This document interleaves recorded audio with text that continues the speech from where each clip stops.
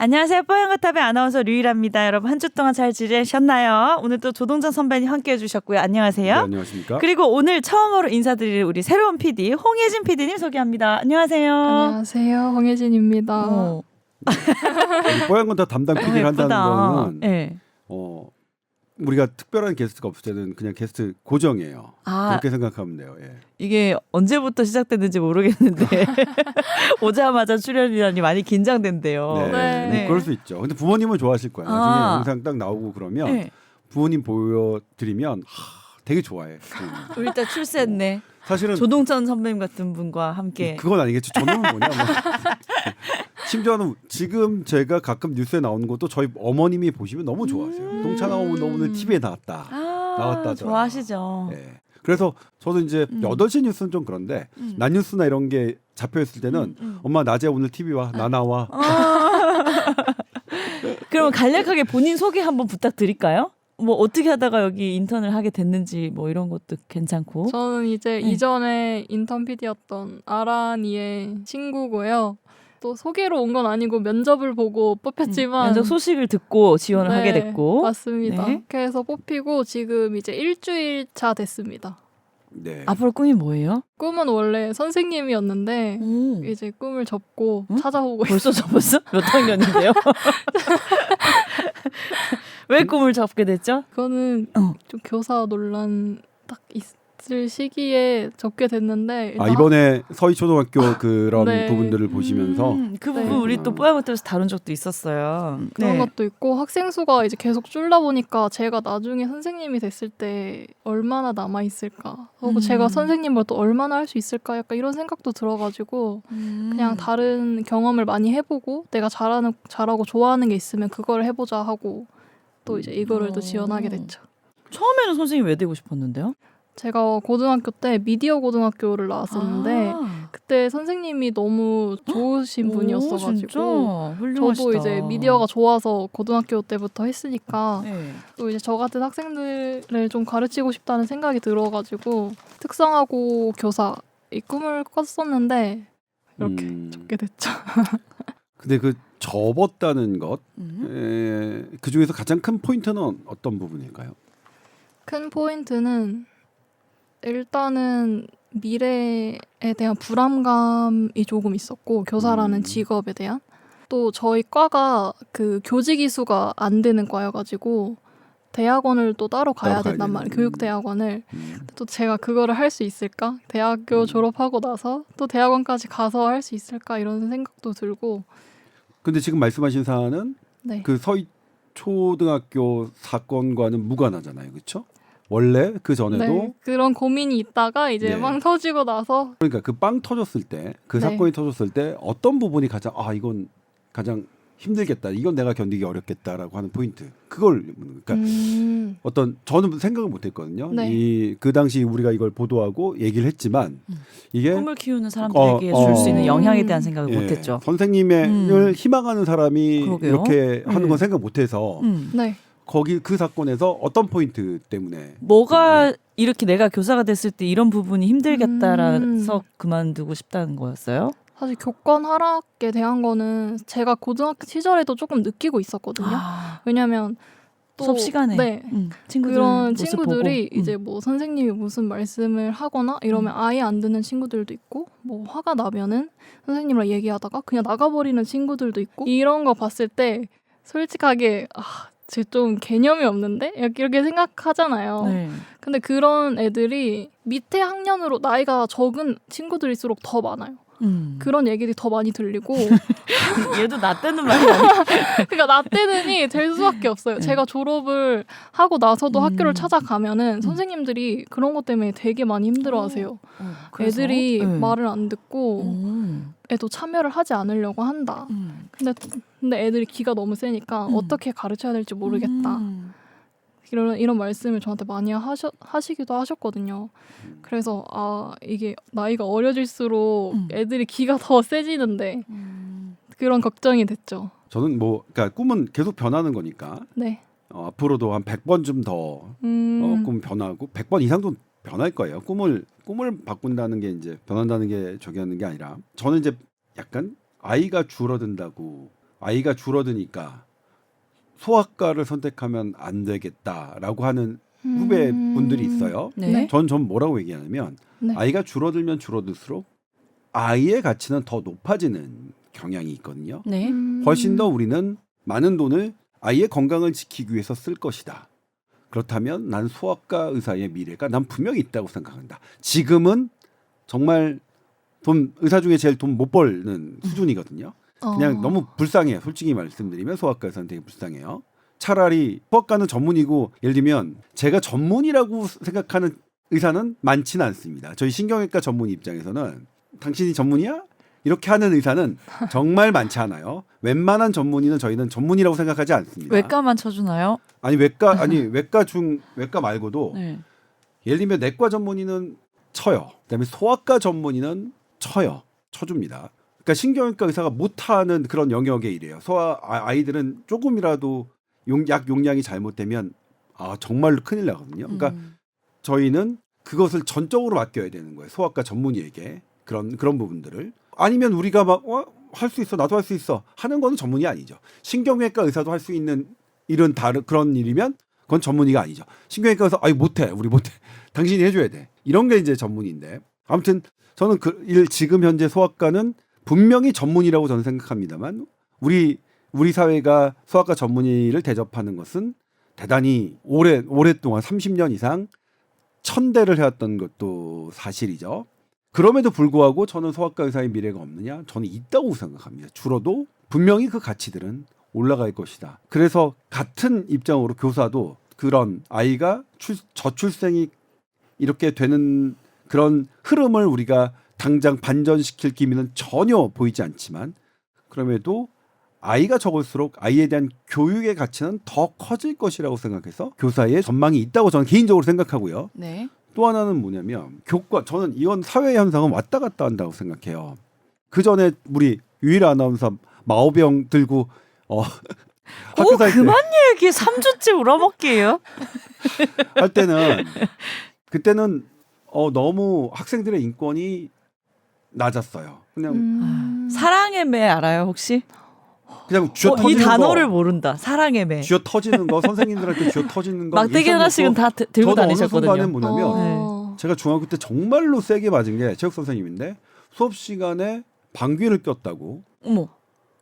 그러니까 방귀를 뀌면 애들이 주변에 웃잖아요. 왔는데 어느 정도로 세게 맞았냐면 그분이 이제 유단자였는데 4단이었는데 막 때리면 이제 근데 그분은 뭐 그래도 저는 그 선생님을 별로 그러니까 좋아했는데 딱 거기서 끝냈어요. 때리는 거에서 다른 선생님들 흥분하면 막 더 때리고 막 그랬거든요. 원래 맞아. 분노는 비셔스 사이클을 일으킵니다. 안 좋게 점점. 뭐 그런 선생님들 많았다가 이제는 다시 이렇게 되는 거였죠. 네. 그래서 사회 현상이라는 건 이렇게 바닥쳤다가 올라갔다가 이렇게 하면서 저는 우리가 합의점을 찾는 거예요. 바람직한 이런 부분에 합의점을 찾아가는 과정이라고 생각하는데 그래요. 교권과 학생들의 인권도 그런 지점에서 있지 않을까. 그런 희망적인 과정이 얘기네요. 있다니까. 네. 저는 그렇게 생각했어요 그때. 학생 인권이 바닥이었을 때 이게 높아지면서 교권은 저는 근데 거기서 뭐냐면 제일 애매모호한 이런 게 교권과 학생 인권은 뭐 차별되는 게 아니에요. 같이 갈 수 있는 겁니다. 저는 이런 멘트 정말 싫어하거든요. 왜냐하면 현실적으로는 둘이 다투기 때문에 이 문제가 발생하는 거예요. 그러니까 책상머리에 앉아서 이상적인 구호 외치는 이런 건 전 너무 싫어요. 현실적으로 어디까지 되고 어디까지 안 되고 이런 걸 차라리 정해주는 게 낫지. 그렇게 좋은 말 모릅니까? 모든 인권은 다 좋다. 모든 사람들의 인권은 다 향상돼야 된다. 이런 당연한 말은 정말 그냥 혼자나 해서 했으면 좋겠어요. 특히 정치인들, 어떤 단체에 있는 사람들, 이 모든 인권이 중요하다는 것 때문에 했지만 우리나라의 정신건강 환자들이 못했죠. 입원을 못해서 안인득 사고가 났고요. 안인득 사고를 대법원이 판결했죠. 국가가 잘못이다고 엊그저께. 그렇죠. 우리 SBS 뉴스는 아무도 안 다루는데 되게 중요한 뉴스였습니다. 인권을 생각한다고 한 인권주의자들이 결국 정신질환자의 치료 시기를 치료로 접근할 수 있는 길을 막아놨고 그걸로 증세에 의해서 불을 질렀고 오는 사람들을 칼로 찔러 죽였습니다. 그래서 그 유족들이 국가를 상대로 손해배상을 청구한 거고 승소를 한 겁니다. 그냥 그러니까 예를 들면 그냥 보기 좋은 소리로 인권은 다 좋아, 뭔 좋아? 저는 가장 싫어합니다. 그들이 그리고 그렇게 인권을 주창하면서 실제 현상은 대단히 왜곡돼 있는데 그걸 활용해서 어떻게 처먹는지를 알고 봐왔기 때문에 그러니까 어른의 입장에서는 제가 기자 되고 나서 제일 싫어하는 직업들이 몇 개가 생겼거든요. 그러니까 앞에서만 좋은 말 그리고 사실 똑똑한 말도 아니에요. 너무나 당연한 말이에요. 아니 정신질환자의 인권이 낮아졌으면 하는 사람이 있나요? 없어요. 그런 사람들. 그런 의미에서 저는 그런 과정이라고 생각하고 그래서 그런 꿈도 그러니까 저는 우리 지금 첫 등장했지만 네. 여러 꿈들을 다양하게 생각하고 그런 포인트 지금 이 아저씨가 생각하는 포인트도 생각해서 그런 꿈을 변화시킬 때 좀 다양한 관점들을 녹여서 생각하면 좀 좋지 않을까. 좋죠. 예. 우리 어렸을 때 왜 유행하는 드라마 뭐 허준이 유행했 이러면 그게 너무 좋아 보여서 다 한의사를 꿈꾸고 네, 뭐 그렇죠. 그런 시절이 있었는데 네, 그렇죠. 사실은 직업에 대한 이제 이해도를 높이려면 제대로 된 연구를 좀 해보면서 이게 진짜 맞을까 현실적인 이제 어떤 역할을 하나 이런 거를 고민을 깊게 해보면 좋을 것 같아요. 저는 이 포인트에서 네. 그래서 가장 제가 자주 인용하는 건데 스티브 잡스의 스탠포드 졸업 축사죠. 심장이 쫓아가는 것대로 해라. 특히 젊었을 때는. 아 그래요? 네. 제대로 확인을 안 해보고 아니 이게 제대로 확인 아니 그거를 부인하는 게 계속 아니라 따져보지 않고 아니 그것도 제대로 확인하는 것도 심장이 쫓아가는 거를 확인하는 거겠죠. 그리고 그렇겠죠. 나의 심장이 쫓아가는 것을 선배님은 의사를 너무 하고 싶어서 하신 거예요? 저는 안 물어봤나 한 번도? 저는 그렇죠. 그러니까 예를 들면 저희 부모님 반대했고 제 주변 학교 선생님도 반대했고 왜요? 저는 공부하는 걸 되게 싫어한다고 생각하셨어요. 부모님들이나 저희 학교 선생님들은 공부하기도 싫어하는 놈이 왜 의대 가서 뭐 하려고?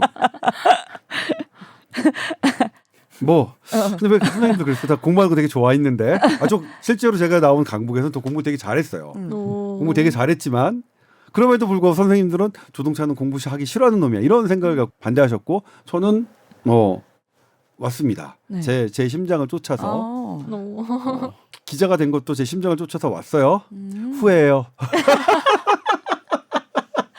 네, 이게 다 모를 일이야. 모를 일이야. 저는 아나운서 되고 싶은 적 한 번도 없었거든요. 근데 지금 즐겁게 하고 있어요. 네. 네, 모를 일이야. 모르네요. 인생할 수 없어. 그리고 저는 얘기했지만 이미 저는 정해져 있다. 인생이 정해져 있다고 생각하는 사람 중에 하나이기 때문에 이 정해진 거를 내가 어떤 태도로 그냥 걸어가느냐. 뭐 이렇게 생각하니까 뭐. 네.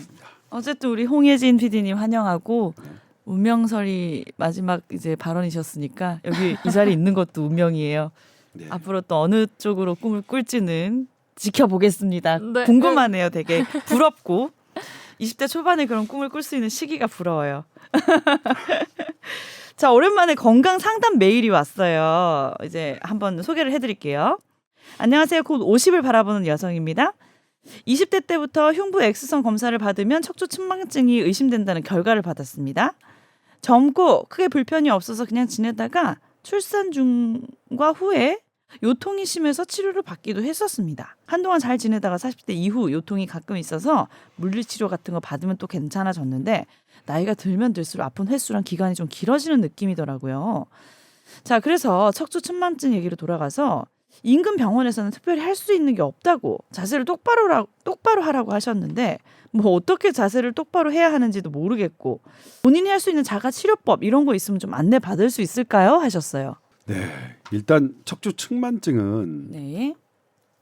어렵습니다. 제가 이제 그래서 교정기 막 이런 거 있지 않아요? 제가 지금 왜냐면 이게 네. 논란의 여지가 되게 많은 부분이라서 제가 예전에 보도했을 때도 이 업자들이 되게 했어요. 근데 제가 다시 한번 이제 보여드리는 게 네. 이거는 교과서죠. 교과서에서 척추 측만증의 치료는 딱 세 가지죠. 관찰, 옵저베이션, 그 다음에 브레이싱, 이 기구를 하는 것, 그 다음에 수술. 네. 이것밖에 없습니다. 관찰하거나 브레이싱도 사실은 근거 수준이 높진 않습니다. 그것도 이건 브레이싱, 이 보조, 이 차는 거죠. 몸에 차는 거. 이건 어린 아이들이 이제 성장기 때 해주는 거고 성인에서는 아닙니다. 나머지 나 척추 측만증에서 내가 뭐 눌러주면 돼, 내가 뭐 맞춰주면 돼, 다 근거가 없다는 말씀드립니다. 제가 이렇게 얘기했더니 그때 이제 그런 걸 하시는 분들이 뭐 저한테 막 마구마구 메일을 막 보내셨는데 어쩔 수가 없습니다. 저도 그런 게 그분들이 하시는 무슨 이런 손으로 막 뭐 누르고 뭐하고 하는 게 척추 측만증에 도움이 되기를 바라지만 근거가 없는 건 어떡합니까? 없는 건 없다고 해야죠. 그래서 뭐냐면 네. 너무 크게 신경 쓰지 않으셔도 됩니다. 실은 이 지금 말씀하신 것들이 정말로 척추 측만증 때문인지도 사실은 불확실합니다. 척추 측만증 때문이라면 그것 때문에 너무 고통이 심하다면 실은 수술을 고려하셔야 되는데 척추 측만증 수술은 너무 어렵습니다. 그리고 제가 생각하기에는 통증이 지금은 크게 없다. 만약 심한 분들은 계속 심하게 있어요. 그렇죠. 그러니까 없으면 그렇다. 그리고 똑바로 하는 자세 그냥 바른 자세죠. 별거 없습니다. 네. 그리고 자세를 똑바로 한다고 척추 측만증이 교정되지는 않습니다. 네. 저 깊숙이 딱딱한 게 있는 이게 뭐냐면 제가 설명을 드린 게 수술방에서 다 열고 힘으로 다 잡아당겨도 똑바로 안 됩니다. 척추는. 그렇게 뭐 자세 잡고 뒤에서 누른다 이런 걸로 교정되는 게 아닙니다. 그럼 우리가 척추는. 막 바른 자세 하라 이런 거는 습관 뭐 한쪽으로 뭐 그렇죠. 다리 그거는 꼬지 뭐냐면 마라 이런 거는 그거는 효과 이제 있는 뭐냐면 거예요? 다리 꼬는 거는 조금 더 좀 어려운 얘기인데 다리 꼬는 것은 한쪽으로 그러니까 한쪽으로 매는 것은 나의 근육과 이런 방향을 이렇게 돌립니다. 그렇기 때문에 어린 안 하는 게 아이들 좋아요? 그럼 모든 몸 운동은 양측을 하는 게 좋습니다. 테니스가 다 좋지만 유일하게 나쁜 게 한쪽으로 한다는 거죠. 그러니까 테니스 엘보라는 게 없는 거고요. 한쪽만. 골프도 마찬가지죠. 한쪽으로만 치는 것. 그러니까 모든 운동이 좋지만 한쪽만 하는 건 그래서 한계가 분명히 있는 건데 이렇게 한쪽으로 다리 꼬는 것도 양측으로 그러니까 다리를 꼬는 게 상당히 운동이 돼요. 이쪽 근에. 근데 한쪽으로만 하면 이 부분에 잘못된 방향성을 주기 때문에 그게 고정되면 내게 틀어질 수 있습니다. 그러니까 다리를 꼬시려면 양쪽 번갈아 가면서 균일한 시간에 하시고요. 그게 자신 없으면 그냥 다리 안 꼬시면 되는 거고요. 그다음에 바른 자세 뭐 그냥 이렇습니다. 네. 바른 자세로 그냥 똑바로 앉아서 우리 허리에 부담을 안 주는 거죠. 허리에 부담을 안 주려면 이 엉덩이 끝이 다 있어야겠죠. 그리고 이게 내가 이렇게 앞으로 굽혀지는 걸 막기 위해서는 뭐 달라붙게 해야 되죠. 요즘에는 여기에 붙이는 그런 것도 있잖아요. 자세 가슴에다 이거 대는 거 있잖아요. 그런 것도 나왔던데. 여기에서 지지해가지고 여기서 이렇게 지지하면 하는 이제 이게 못하게 그런 부분들이고 그리고 너무 스트레스 받지 않으셨으면 좋겠습니다. 허리 아프신 분들 워낙 많으니까 저도 뭐 침도 맞아보고 뭐 마사지도 받아보고 하는데 참 이런 거는 쉽게 좋아지진 않더라고요. 네, 그렇죠. 네. 그래도 뭐 꾸준하게 좀 관리하시면 되나요? 어떻게? 아니 뭐 아프실 네. 때 지금처럼 네. 이렇게 물리치료 받고 하시고 저는 이제 가장 제가 좋아하는 건 네. 하루 20분 이상의 사우나 몸을 이완시키는 것. 오. 그러니까 이완시키는 거 제가 보존요법 중에서 가장 과학적인 근거가 있다고 생각하는 부분이 이 포인트인데 내 몸을 이완시키는 거. 그러니까 이게 아프다는 것은 나의 통증 세포의 역치가 낮아졌다는 거고 낮아졌다는 것은 염증이 있다는 거고 그 염증이 있다는 것은 근육이 긴장했다는 거거든요. 그 긴장한 부분을 풀어주는 건 몸을 따뜻하게 하는 것. 어느 정도 20분 정도 이상. 근데 뭐 20분 하기 매일매일 따뜻하게 하기 어렵잖아요. 그러니까 뭐 내가 가용한 범위 내에서 그렇게 나의 몸을 충분히 이완시키는 게 오히려 이런 통증에 더 네. 도움이 될 수 있다는 말씀을 또 참고로 드리고 싶네요. 네, 알겠습니다. 자, 오늘 선배님이 또 정한 본격 주제는 의대 정원수 뭐 늘리냐 네, 마느냐 네. 뭐 이런 얘기들이잖아요. 네, 그렇죠. 예. 어떻게 돼가고 있나요? 사실 지금 이제 제가 지난주에 이제 독감 때문에 독감 조심하세요. 선배님이 이번 주 월요일에 독감 걸렸다고 저한테 말씀하셔서 네, 많이 금요일 날, 아프셨다면서요. 예. 지난주 금요일 날 좀 말씀드리자면 네. 아침에 너무 몸이 안 좋은 거야. 이거 뭔가가 이상이 있다. 그래서 일단 회사 얘기해서 오늘 정말 미안한데 내가 일을 못 하겠다. 휴가를 내겠다.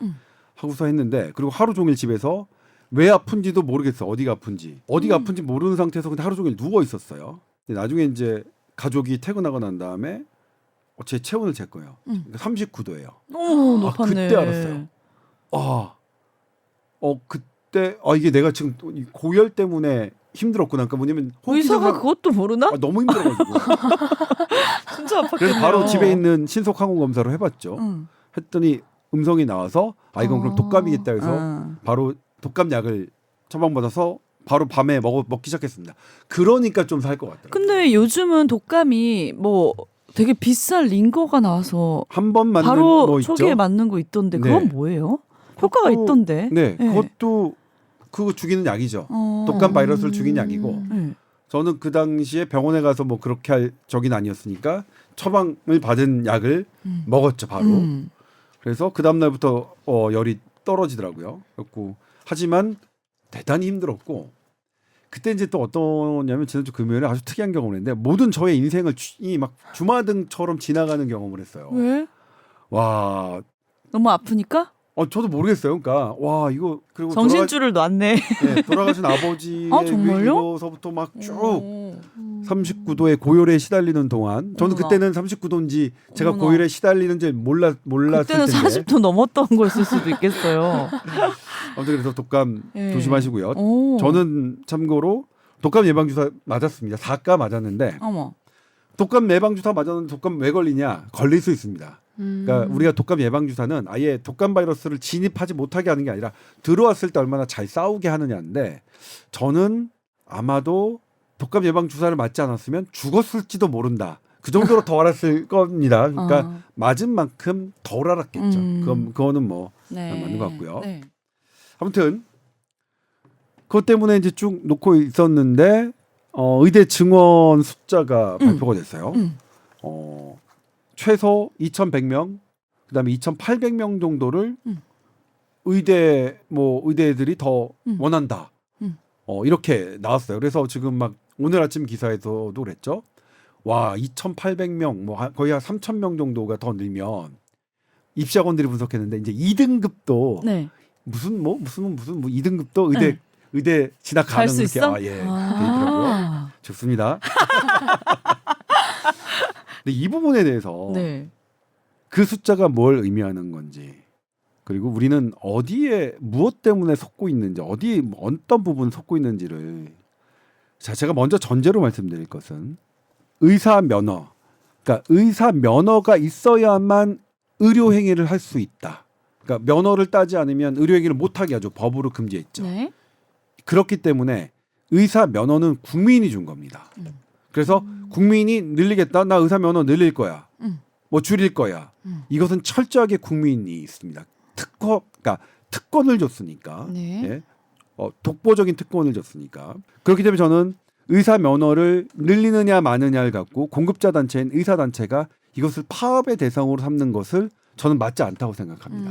이것은 국민의 고유 권한이기 때문에. 다만 그럼에도 국민의 고유 권한을 잘 사용하실 수 있도록 바른 정보를 드려야 되는 건 사실이겠죠. 네. 거기가 저는 의료단체의 역할의 한계라고 하는 건데 지금 의과대학에게 물어봤어요.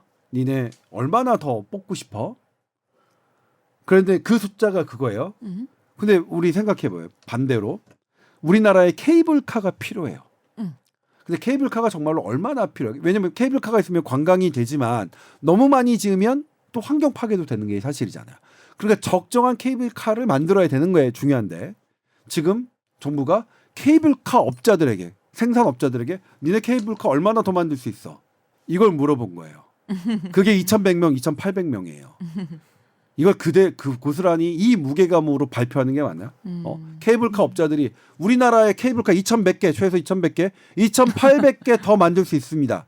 이것을 수요 조사라는 이름으로 이것을 마치 이렇게 증언할 것이란 뉘앙스를 품은 채 그래서 학원가에서는 2등급마저도 의대 갈 수 있다. 이런 분석들이 오늘 기사화되고 있는 이런 게 맞나요? 틀렸네요. 예? 네. 속았죠. 이 숫자가 그런 의미인지 몰랐죠. 네. 그렇죠? 뭘 물어본 거냐면 일단은 의대를 증원하려고 하는데 새로 생판으로 의대를 신설하고 뭐 하는 건 더 어려운 일이거든요. 뭐 그렇잖아요. 예를 들면 의사를 교육하는데 교수가 제일 많이 필요합니다. 전 세계에서 모든 대학 중에서 가장 교수가 많이 필요한 게 의대입니다. 네. 법대보다 훨씬 더 많이 필요합니다. 네. 그런데 거기다가 새롭게 의대를 만들어서 하는 것은 더 어려운 일이겠죠. 그래서 기존 의대에 물어본 겁니다. 니네 얼마나 더 의대 교육 시킬 수 있어? 그러니까 이 수요를 물어본 거예요. 의사를 얼마나 더 만들 이 수 있어? 2,100과 2,800은 이 숫자입니다. 그러니까 이게 케이블카 업자한테 니네 얼마나 몇 대 만들 수 있어? 해가지고 우리 케이블카를 결정하면 안 되잖아요.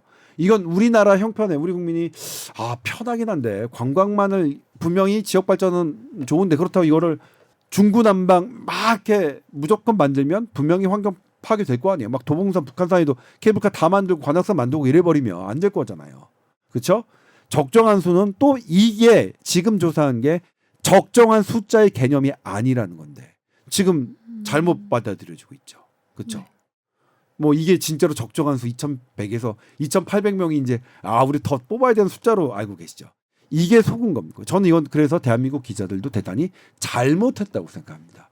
이 숫자를 이렇게 국민들이 인식할 수 있게끔 이렇게 된 건 이 숫자는 그렇고요.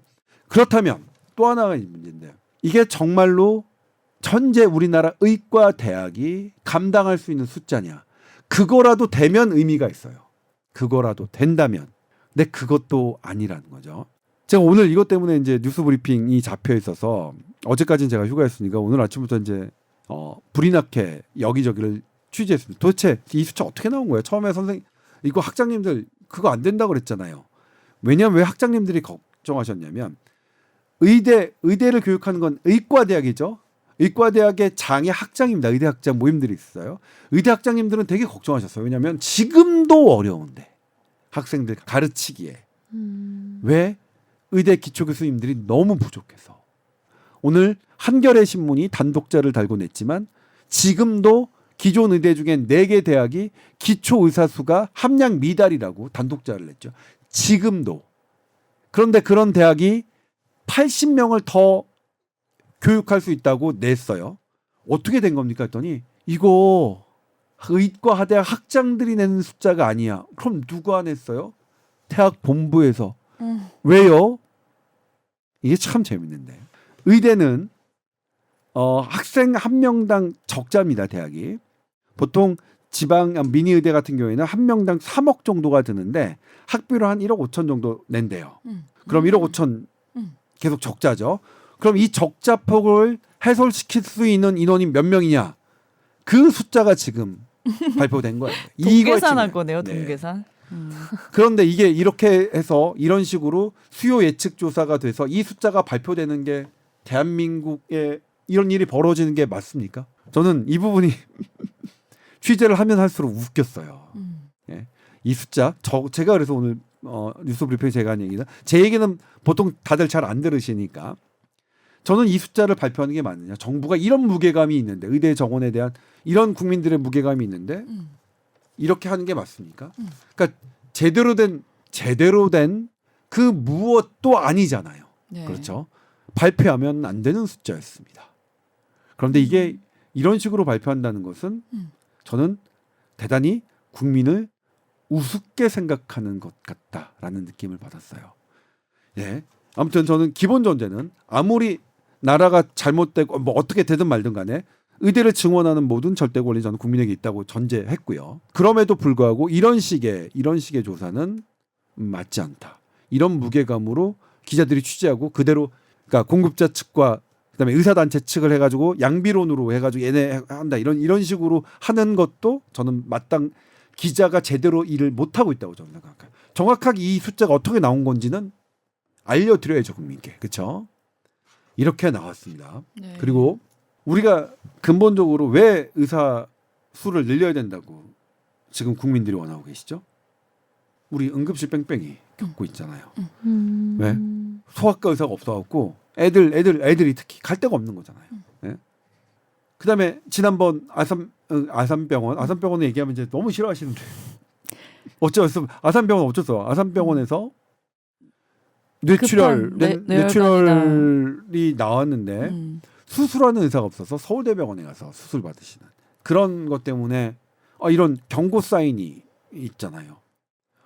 정말로 사람을 살리는 의사들이 점점 줄어들고 있는 이것에 대한 불안감, 이것을 해소하고자 하는 게 그 열망이 의대 증원이라고 우리 국민들을 생각하셨잖아요. 그런데 제가 여러 차례 말씀드렸지만 이 땅에 있는 전문가들, 의료계에 있는 전문가들 전부 다 이거는 진영 이걸 속이면 정말 나쁜 근데 교수들이 있는데 의대 증원만 하면 이 모든 게 다 해결될 거라고 얘기하는 건 정말 나쁩니다. 그건 어디에도 의사 수만 늘려서 필수 의료가 저절로 늘어나는 의사 수가 저절로 필수 의료로 간 사례는 전 세계에 없습니다. 그렇기 때문에 그것 말고 어떻게 우리가 해야 되느냐 이런 부분들을 사실은 우리 국민들께 말씀을 드려야 되는 거죠. 원하시는 건 원하신 대로 늘려라. 세금도 국민들이 사실 돈 쓰겠다면 야, 뭐 100조 나 뭐 20조 쓸래 의사 만드는데 쓰는 거죠. 국민들이 결정하시면 하시는 거죠. 예. 그리고 솔직히 말해 이제 야 의사 아닌 사람들도 의료 받을 수 있게 할래. 의사 면허제 없애. 이것도 국민이 선택하신다면 하는 거죠. 뭐 하는 건데. 그럼에도 불구하고 우리가 지금 국민들이 부족하다고 생각하시는 방향이 어떤 포인트고 그 포인트로 다른 나라는 어떤 고민을 해왔고 그런 것들은 말씀을 드려야 되는 거잖아요. 그렇죠? 그리고 저희가 한번 소개하겠습니다. 제가 논문을 준비했는데 그럼 다른 나라들은 어떻게 하고 있을까? 미국에서 한 연구가 있고요. 이건 제가 지금 하는 건 영국입니다. 영국 논문입니다. 지금 하지만 2000년대 초반에 2005년도에 나온 건데 제목이 뭐냐면 우리 진짜로 의사 더 많이 필요한가예요. 영국은 우리나라가 조금 다른데 영국은 의사들이 다 공무원이에요.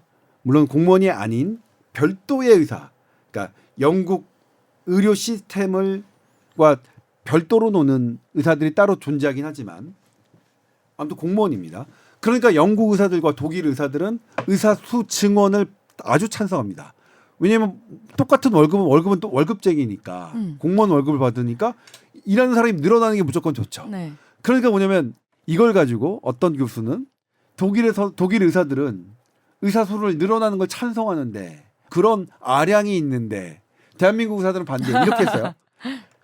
말도 안 되는 거죠. 난 어떻게 그런 사람이 대학 교수를 하고 있는지 잘 모르겠는데 제가 얘기했지만 저는 그래서 사실 대학 교수라는 직업을 그렇게 좋아하지는 않습니다.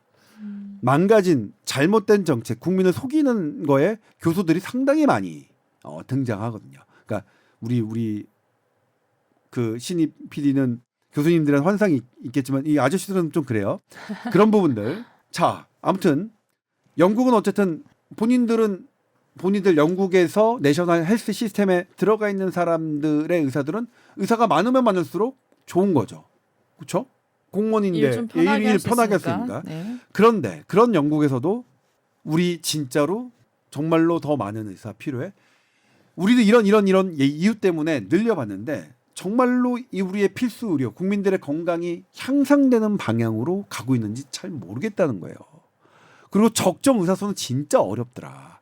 이것만으로 판단할 수가 없다는 거예요. 그리고 의사를 많이 늘리면 비용은 더 올라가는 건 명확하거나. 의사를 더 많이 뽑은 나라 중에 비용 증가 없이 의사를 더 많이 늘린 나라는 없습니다. 그게 가능합니까? 돈 안 들고 어떻게 의사를 늘려요? 돈이 다 들어가는 거죠. 그런 영국에서도 나왔고 똑같은 제목이 미국의 연구에서도 똑같이 나옵니다. 2000년대 초반에. 미국도 해보니까 안 되는 거야. 그리고 어떤 의사 뽑을까? 우리 보면 우리 지금 막 전문의 막 이렇게 많이 늘리고 싶잖아요. 저도 이때 취재하면서 깜짝 놀랐는데 전문의를 많이 늘린다고 국민들의 건강, 아웃컴이 헬스 데이터가 올라가는 게 아니에요. 보니까 오히려 전문의들은 그냥 냅두고 미국 같은 경우에는 이제 시스템 두고 빨리 그분들을 1차적으로 볼 수 있는 1차 의사를 늘리는 게 국민 건강이 더 낫다는 게 미국의 연구가 있더라고요. 그래서 그렇겠구나. 그러니까 우리가 어쨌든 의사 수를 늘리는 것 자체 이것도 사실 되게 따져봐야 되는 일이고 늘릴 때 어느 부분을 늘려야 되느냐도 사실 되게 정교하게 외국의 연구 이런 것들 따져보고 가야 되는 부분들이 있거든요. 그런데 이렇게 각 대학의 총장들이 의대 적자 메우려면 어느 정도 숫자 필요해 이런 숫자를 가지고 이렇게 늘려야 되는 상황은 분명히 아니고 그런 논의가 이루어져 있다는 게 되게 저는 아파요. 대한민국 수준이 이것밖에 안 되냐 하는 것 때문에 아무튼 그렇습니다. 그런데 지금 우리 소아과 지금 지원율 되게 낮습니다. 아마 내년에 지금 아직 끝나지 않았는데 내년이 되면 역대 최저 소아과 지원율이 있을 겁니다. 지금도 소아과를 안 해요. 지금도 소아과라는 독에 밑이 빠져 있어요. 그런데 거기다가 의사수 계속 늘리는 게 양으로 늘리는 게 과연 맞는 방법일까요? 지금 소아과 의사 하는 사람들부터 붙잡는 게 맞지 않을까요? 지금 의대에 있는 사람들부터 소아과 하도록 하는 게 맞지 않을까요? 그게 현실적이 아닐까요? 최근에 되게 유명한 사건이 있었습니다. 유명 대학의 스카이 대학 중에 하나입니다. 네. 소아과 전문의 알레르기 천식을 전공한 소아과 전문의 3분이 강남에 미용을 하셨습니다. 저는 그분들이 하면 다른 그러니까 말도 안 되는 의사들, 그러니까 정말 실력 없는 의사들이 뿌띠 많이 하거든요. 네. 실력 있는 분들도 있지만 제법 있지만 정말 그러니까 정말 이상한 말도 안 되는 걸 하는 사람이 안 돼. 그런 분들보다는 그분들이 저는 제 신경외과 전문의가 인정하는 몇 안 되는 전문 과목 중에 하나 소아 그분들이 하시는 게 훨씬 더 잘할 거라고 저는 생각합니다만 그럼에도 불구하고 이렇게 지금 있는 유명 대학의 소아과 전문의들이 이렇게 계속 빠져나가고 있는 상황에서 이것을 그대로 두고 의사수를 늘리는 게 과연 어떤 의미가 있을까? 낙수 효과라고 하죠. 많이 늘리면 뭐 이런 성형 이런 데도 많이 가고 결국 그런 거 할 거 없는 사람들이 소아과 가겠다. 신경외과 가겠다. 이렇게 생각하기 쉽죠. 그런데 정말로 우리 여기저기 다 갔다가 갈 데 없는 분들 그런 분들이 소아과 의사 하기를 바라나요, 우리 국민들이? 그런 낙수 효과 딴 데 갔다가 못 가는 사람들이 결국 신경외과 뇌수술하고 나의 암 수술하고 나의 아이 보는 그런 의료 시스템 원하실까요? 그건 아니지 않을까요? 네. 아무튼 그렇습니다. 들여다봐야 될 부족하다면 근데 이제 그거는 있어요. 의료계 쪽은 뭐냐면 네. 지금 병원에서 의사 뽑기 되게 어려워요. 의사 뽑기 되게 어려운데 특히 지방에서 의사 뽑기 되게 어려워요. 이 어렵다면서 의대를 증원하는 건 반대한다. 이 정부의 이 질문에 대해서 합리적인 답은 찾아와야 돼요.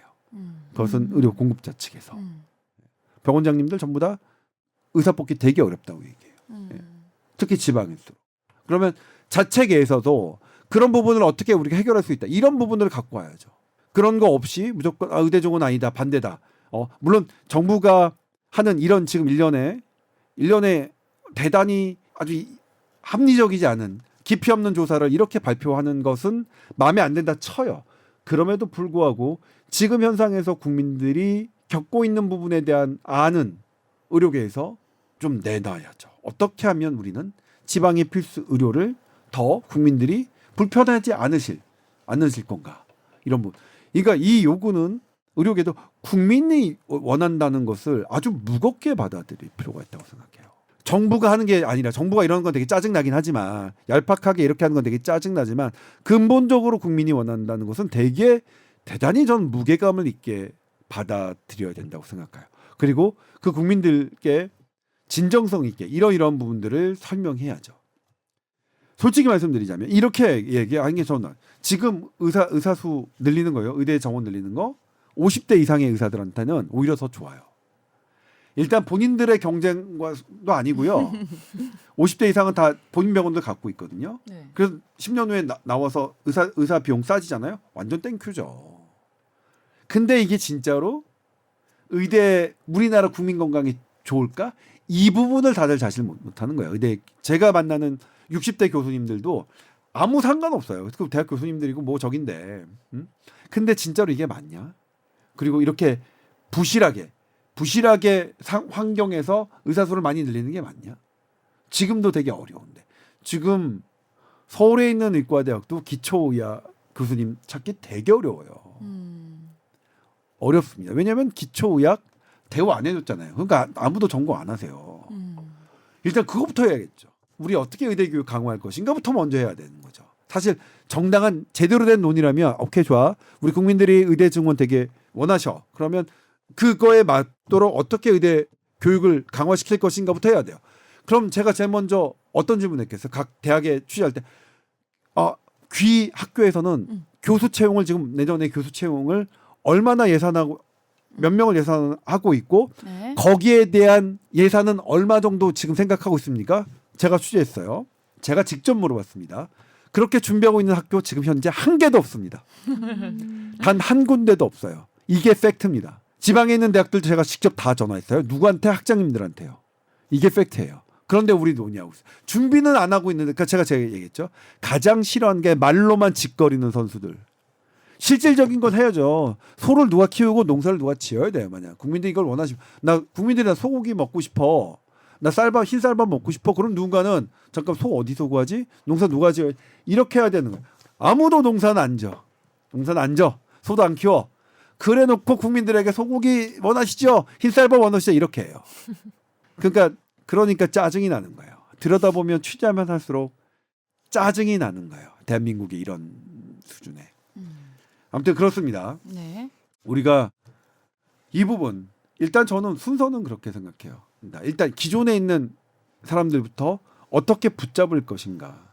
그리고 붙잡으려면 돈이 필요하잖아요. 돈을 우리는 얼마만큼 쓸 수 있는가 현재 예산에선. 그다음에 더 필요하다 그러면 국민들께 여쭤봐야죠. 우리 소아과 의사 더 늘려면 당장 뭐냐면 10년 후에 소아과 의사가 아니라 내년에 소아과 의사를 먼저 생각하는 게 순서 아닌가요? 내년 소아과 의사를 먼저 생각하는 게 이게 정책을 담당한 국민의 종들이 해야 될 일이 그거예요. 그리고 그런 걸 취재해야 되는 기자들이 해야 될 일이 이런 거고. 당장 내년에 소아과 의사 지원율이 딱 하는데 그거 빼고 전부 다 뭐냐면 아니 이분들은 진짜로 의대 정원이 늘었으면 좋겠어. 자기 아들 다 의사 만들려고 하는 이해관계자들인가 이런 의심들. 저도 뭐냐면 사실은 의대 정원 개인적으로 팍팍 늘었으면 좋겠어요. 그래야 많은 사람들이 뭐 제 자식이 의대 갈 수도 있고 또 많은 22,000명이 지금 의대 준비하고 있다는데 싹 빠지면 갈 데가 많을 거 아니에요. 너무 좋아요. 저는 개인적으로는. 입시적인 걸로. 입시적인 걸 보면 너무 좋아요. 예? 아니 그 정도로 상위권 대학이 늘어나는 거 아니에요. 예? 상위권 TO가 그러니까 가고 싶어하는 인기과가 늘어난 거고 거기에 그러면 한 3,000명 늘면 22,000명이 달려드는데 땡큐죠. 야 22,000명 뭐 야 이제 의대만 아니면 좋은 데 막 가겠다 막 이런 생각 들잖아요. 아무튼 개인적으로는 그렇습니다. 전 개인적으로 그래서 의대 정원 막 몇만 명 늘리는 건 뭐 전혀 뭐 다만 그럼에도 불구하고 이걸 국민들께 이런 의미가 있다는 것은 말씀드려야 된다. 네. 예? 의사만 사실 최근에는 뭐냐면 전문 간호사도 사실 되게 이게 늘리는 게 정말로 맞느냐 저기 하는데 최근에 이제 우리 원로 교수님께서 저한테 논문 하나 보내셨는데 미국에서 나온 3년 들여다본 거에서는 그것도 아니더라. 돈은 되게 많이 드는데 실제로 아웃컴으로 나타나진 않았다. 그러니까 우리가 돈을 많이 드는 것이 실제로 아웃컴으로 이어지게 하는 거는 대단히 쉽지 않은 일인데 지금 어떻게 이상하게 이것만 늘리면 모든 게 만사 형통이 될 거라고 하는 분위기는 맞지 않다. 그리고 거기에는 잘못된 교수들이 되게 많이 관여돼 있다라는 거고요. 아무튼 그렇습니다. 네. 네. 국민들이 원하는 어떤 의료 혜택의 구멍 이런 것들이 잘 채워지기 위해서는 갈 길이 아직 멀 것 같네요. 네. 네. 그리고 쉽지 않아요. 예, 쉽지 예를 않네요. 들면 진짜. 지금 우리나라에 네. 제가 계속 제 개인적으로 주장하는 거지만 우리나라의 필수 의료가 약한 것은 피부 점을 빼는 의사가 피부 암을 수술하는 의사보다 더 벌기 때문입니다. 미국 이게 30년 넘었어요. 미국은 피부 점을 빼는 것보다 피부 암을 하는 의사가 훨씬 더 돈을 많이 법니다. 신경외과 뇌수술하는 의사가 제일 많이 벌어요.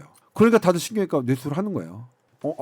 나 돈 최고야. 그러니까 가장 똑똑한 사람들이 뇌수술을 해요. 가장 똑똑한 사람이 피부 암을 해요. 근데 우리는 아니잖아요. 예?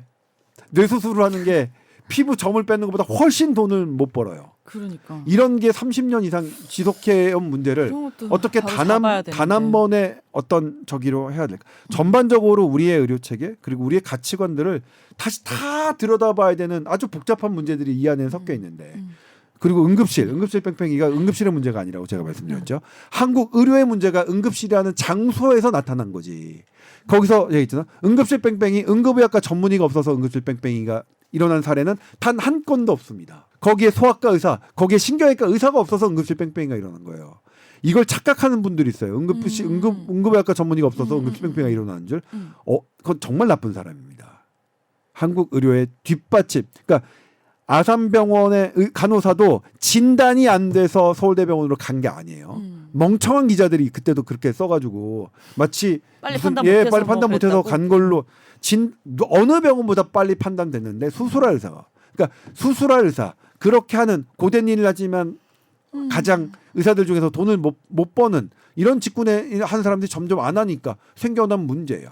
그러니까 문제를 정확하게 포인트를 알아야 우리가 해결해야 되는 거예요. 거기서 어떤 제가 그때 참 한심했는데 어떤 멍청이자는 응급 시스템의 문제다 해가지고 정말 그것도 아무튼 그랬습니다. 네. 정확하게 현재 우리가 갖고 있는 이 문제는 네.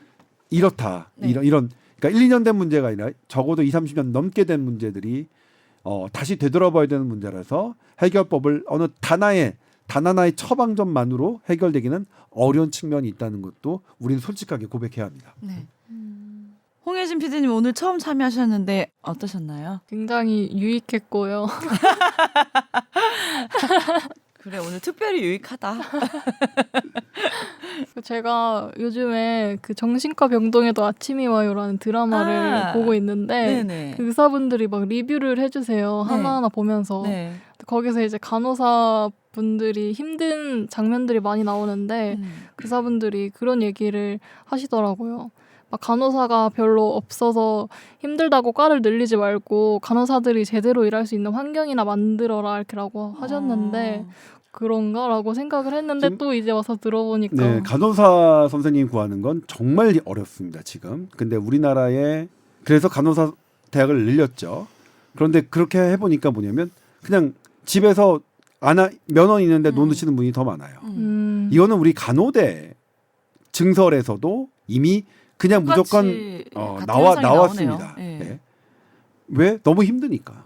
돈 안 되고 일이 네. 너무 많고 힘들고 피곤하고. 뭐 그런 포인트들이 있는데 사실 저는 이제 저도 그 드라마를 한 편인가 봤는데 재밌나요? 재밌어요. 재밌긴 한데 저는 메디컬 드라마가 너무 싫은 게 뭐냐면 현실이랑 너무 다른가요? 예. 그냥 모든 의사는 환자를 위해서만 생각하는 그러니까 저는 뭐냐면 낭만닥터 김사부와 그다음에 스리생이 진짜 이런 재밌었는데. 그런 분들 맞아요. 그런 드라마가 필수 의료를 그러니까 거기서는 뭐냐면 필수 의료를 하는 사람들이 너무 환자만 생각하니까 이렇게 하지만 실제로는 너무 다르다. 그 사람들은 너무 싫어해요. 왜 교수님들이 일단은 필수 의료과가 여러 과가 모여서 무슨 뭐 자기들끼리 그 연령대에서 호프집을 가고 뭐 하는 거 말도 안 되는 일이고요. 그럴 시간 없어요. 그럴 시간 없고요. 네. 낭만적이지 않고요. 너무 그다음에 여유롭긴 했어. 거기서 뭐냐면 맨날 멱살 잡히고 뭐 하고 하는 것들이 나와요. 저도 제가 1년차 때 다섯 멱살 잡힌 게 얼마나 많은데요. 네? 저는 그래고 넥타이를 매길 싫어하는 게 넥타이를 잡히면 끝나요. 그냥 넥타이 잡히면 끝나요. 그냥 저 살려주셔야 할 수밖에 없어요. 그리고 소송 걸리고 이런 것들 수많은 그런 문제들이 없이 오로지 환자만을 생각하고 이런 의사들만 나오는 것들 때문에 사실은 저는 되게 싫어하지만 거기서도 좀 그런 부분을 봤어요. 뭐야 무슨 의사들을 이렇게 멋지게만 만들어서 정신과 의사들은 뭐든지 24시간 내내 자기 환자들만 생각하는 사람들처럼 나오잖아요. 거기가. 맞아요. 그러면 환자한테도 좋지 않아요. 저는 아주 잘못된 아무튼 그래서 재밌어서 저기 하긴 하지만 그런 포인트가 생각나서 다시 한번 말씀드렸습니다. 네. 다음 주에도 함께해 주시길 부탁드리고요. 네. 자, SBS 보이스 뉴스 @gmail.com으로 궁금하신 것도 보내주시면 되겠습니다. 다음 주에 뵙겠습니다. 감사합니다. 네, 고맙습니다. 감사합니다.